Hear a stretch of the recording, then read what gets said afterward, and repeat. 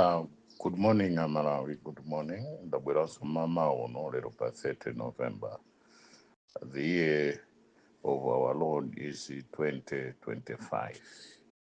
Amalawi, Malawi muno muchitika zambiri.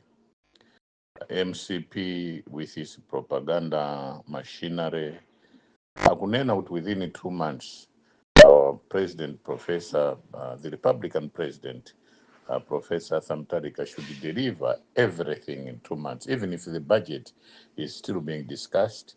Budget isina pase ya mid-term review akuti apeze ndrama kaya za mthumba mwake, kaya za kuba, kaya za kuti, kaya katenge mazi kusandusa ndrama achite deliver quickly.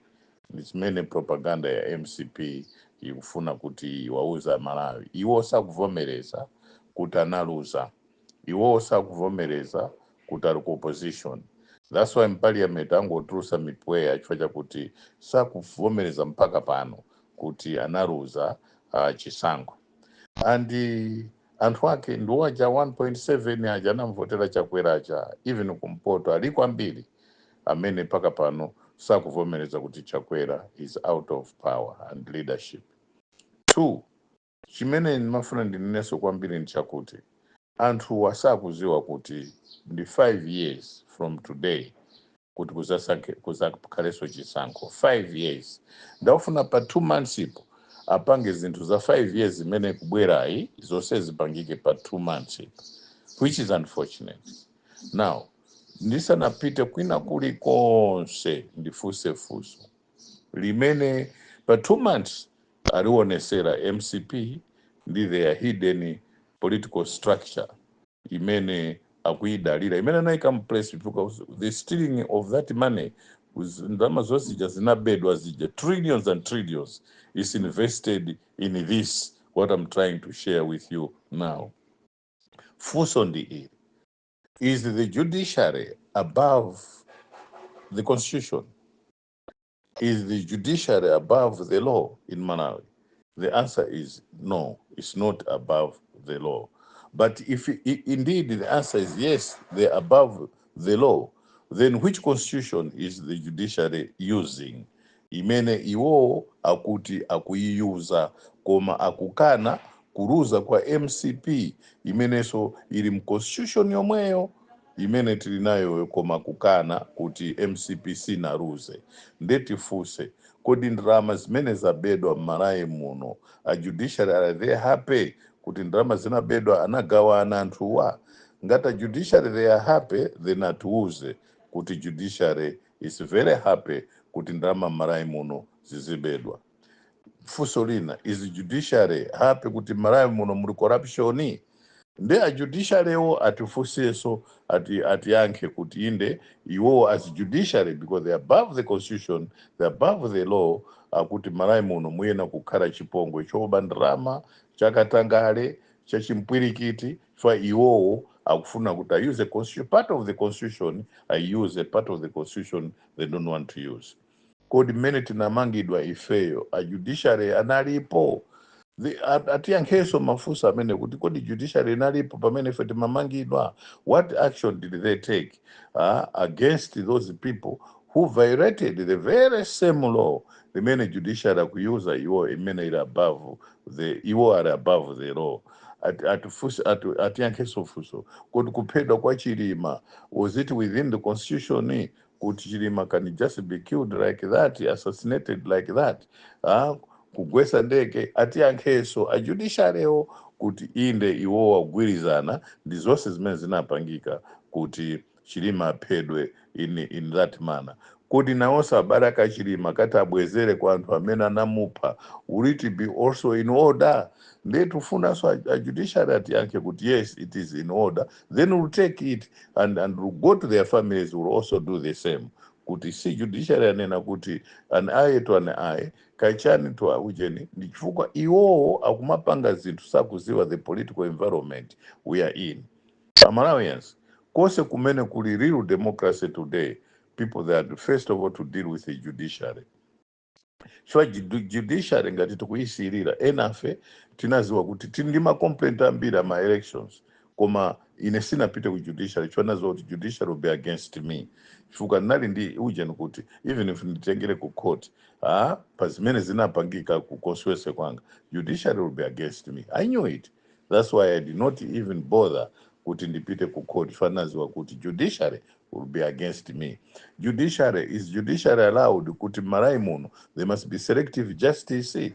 Ndiye atiuze ngati judiciary iwowa kulolera kuti Malawi muno there must be selective justice. Now selective justice atiuze kuti izichitikira kwa ndani ndi ndani, ndiye atiuze iwowo atiuze Malawi muno kuti selective justice izipanga kwa anthu awa. Sono anthu amene wo are they not Malawians?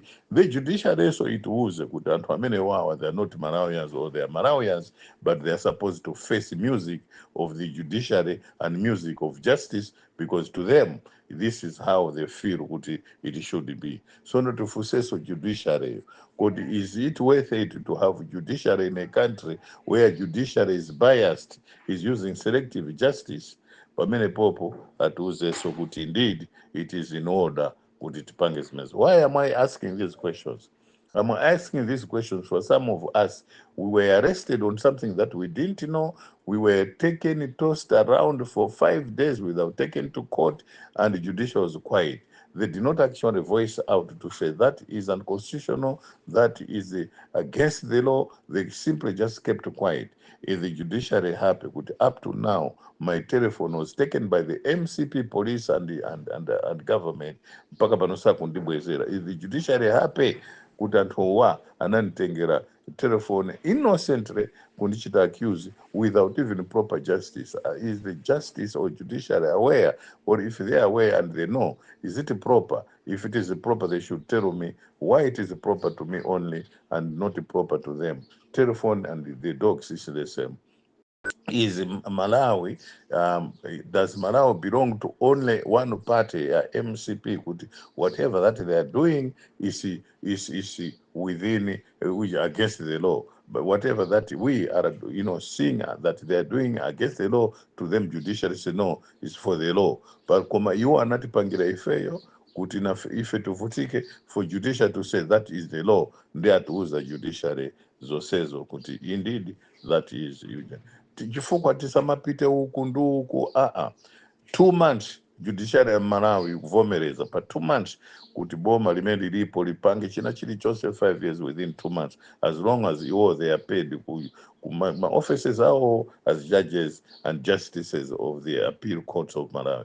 Iwo bora kuvomereza chifukwa anthu amene kwa masura especially the so-called magistrate court iwaja anthu aja anamenya anthu pambowe, kukupha anthu, kumenya anthu, kuswanya magalimoto.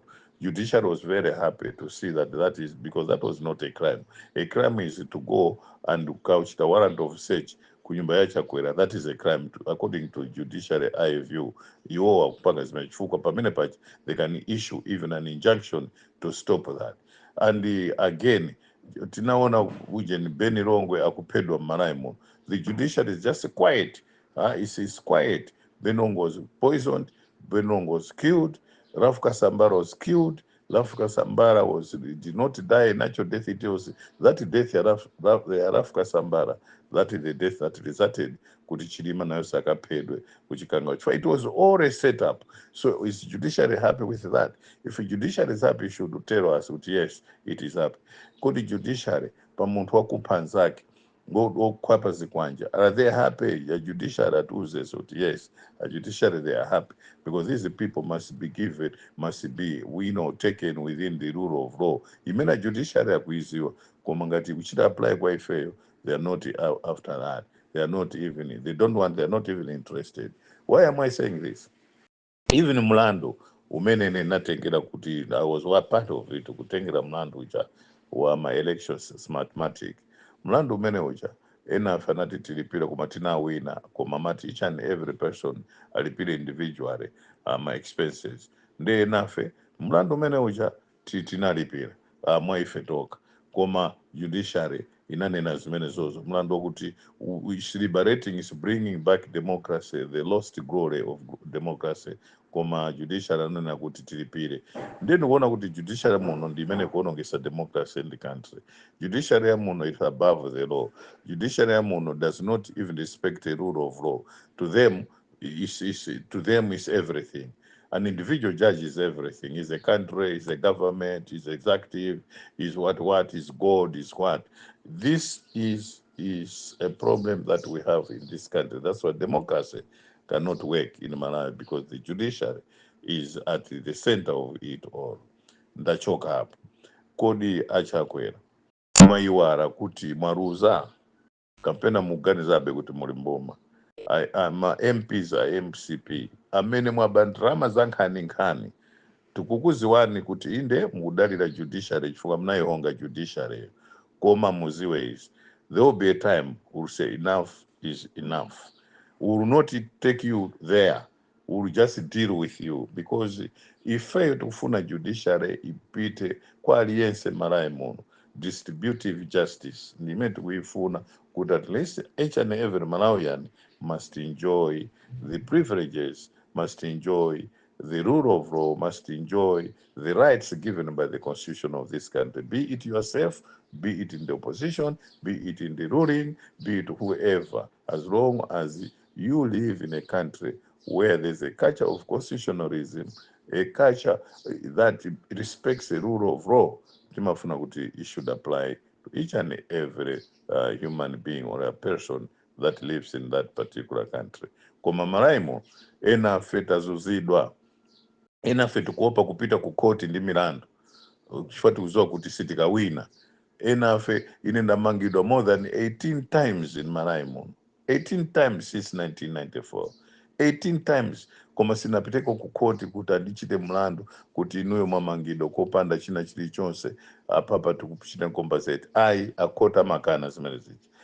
Ine namangidwa mlandu wa Kasimu Chirumba, treason, anatimanga treason, china Humphreys Mvura ineyo, Kasimu Chirumba, Matemura, Mnembo, ndani takhala mukoti kuyendera, takhala mumapolisi, judiciary refused, especially ineyo Amazon anana kwambiri, they refused to entertain anything to do with me.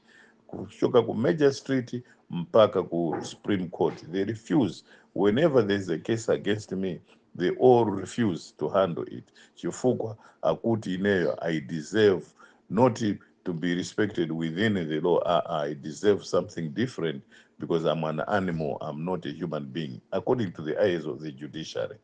Kurumpisi kunapanga zinthu zopusa kwambiri zambiri, koma navomereza nanena kuti no, let it be, because inaziwa kuti there's nowhere else I can go and be addressed and be given justice on it. Nangozisiya, even the registrar of political parties went there to investigate, and they're coming up with a report, and that report, I know it will be against me, because to them it was proper for whatever that happened, as long as it is against me, and that is what is happening.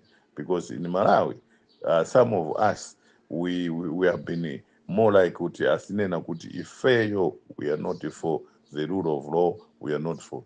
Peter was mishandled, even mlandu uja wa my elections uja.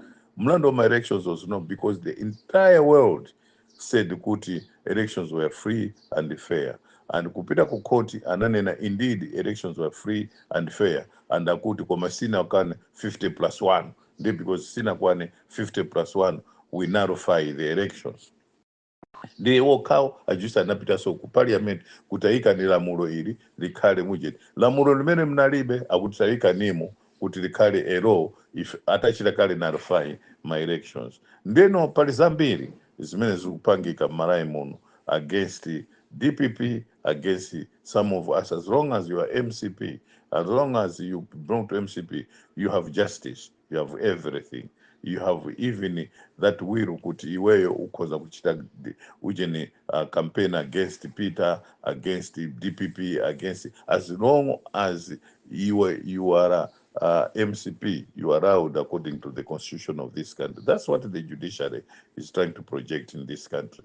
Nde mafuso ndakuti kodi zitithandiza izakuti anthu anaba ndalama 3 trillion kachani madeti onsewo zitithandiza ndalama zimene abisa magalimoto mmene unena pano kuli ma Toyota Fortuners abisa magaraji abisa mulilongwe magaraji ena ali muno mblantyre ena ali kumuzuzu ena ali musalima ena nkhotakota magaraji akuntchisa abisamo chani abisa magalimoto muli chimanga anthu andi chimanga ena ndi ma 10,000 bucks ena ndi 20,000 bucks ena ndi 40,000 bucks ena even 80,000 bucks ali nazo umumu koma Malawi ili pa njira ya zaoneni.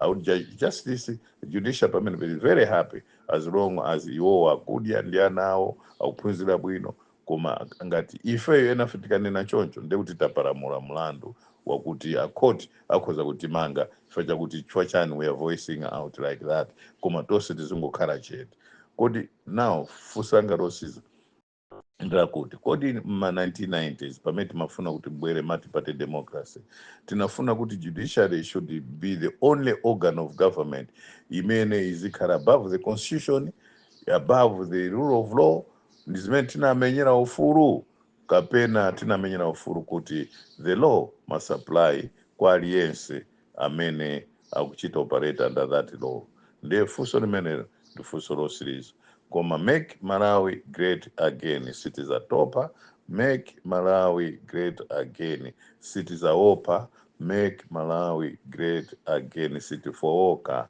make Malawi great again tufuna maliro achilima imfa ya chilima ifufuzidwe nsanga ngati akuti inali ngozi nanga amene amalemba graphic ija kuti ndege apa inazungulira pachoncho inapita pachoncho inachita chachoncho apa inazapita uku kuchoka kumzuzu kuja ngati kupita but it was magnetically been shown kuti zipita ku forest uku akuti inali ngozi akuti tonse tivomereze kuti inali ngozi chifukwa ena mwa commission of inquiry imene inabwera ije nazalemba munali ma lawyers akuti ma lawyers analimo mmenemo some of them they are doctors of laws kulemba zawo azungu sanabwera kaya anaona bwanje kaya pakuti anaona za mtambo mmene inalili ndege how they did it without a box yeniyeni ja black box ija imachita interpret all the situation kuti ndege mayenda chonso so ngati lada panalibe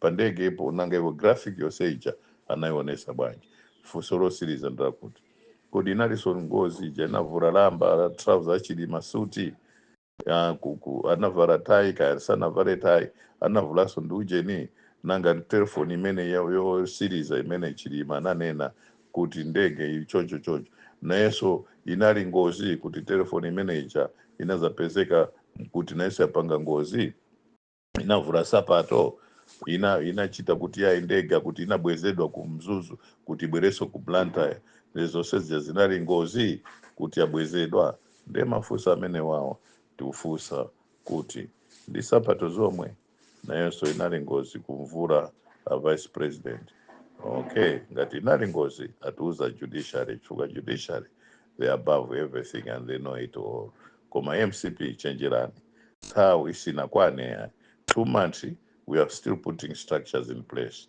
but a day will come then you will remember mawanga amene ndikunenawo kuti kodi this is what was happening chifukwa panopo believing with your judiciary in fantasy lands but a day will come we are not threatening anybody we are not doing anything kuti is above or against the law koma we are asking as part and parcel as one of the members of this community called Malawi fanafeso ndife Malawians amene anthu osauka ambiri aberedwa zinthu anthu osauka ambiri akusaukirabe koma amene anali mboma akulemera ndeno tifusa mafusa ambiri pali zambiri zimene tili nazo tufuna kuti zina tisiye kaye ati yake mafuso amene tafusa good morning